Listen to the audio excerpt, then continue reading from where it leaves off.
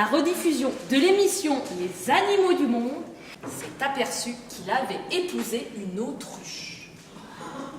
Alors là, j'avoue que ça a été un terrible choc. Ça m'a fichu un coup. Surtout quand ma femme est rentrée du supermarché. Je me suis dit, mais oui, bon sang, c'est clair, ma femme, c'est une autruche. Je me suis dit ça, on en a parlé, et ça s'est extrêmement bien passé. Car si Guylaine Frantour accueille la nouvelle avec perplexité, le visionnage de la cassette vidéo enregistrée par son mari va agir sur elle comme une révélation. J'ai compris plein de choses. Des attitudes, des colères, mon inadaptation à certaines situations et Maximilien était formidable. La première chose qu'il m'a proposé, c'est qu'on aille, si je le souhaitais, s'installer dans la savane africaine. Et ça, c'est une très belle preuve d'amour. Une preuve d'amour suffisante pour Guylaine, qui ne souhaite nullement quitter Villeneuve-d'Ascq où elle a ses amis, sa famille et des habitudes de vie difficilement compatibles avec un retour à l'état sauvage. C'est vrai qu'elle adore aller au supermarché, qu'elle adore faire tourner la vaisselle, qu'elle adore prendre le bus, et là-bas, c'était plus possible. Il règne un climat d'insécurité permanent.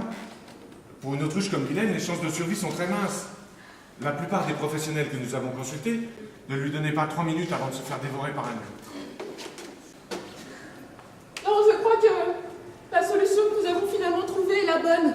C'est un peu dans une autre vie, et pour moi, la possibilité d'être en contact permanent avec mes racines, tout en tenant compte du milieu dans lequel j'ai évolué. C'est ça qui est important.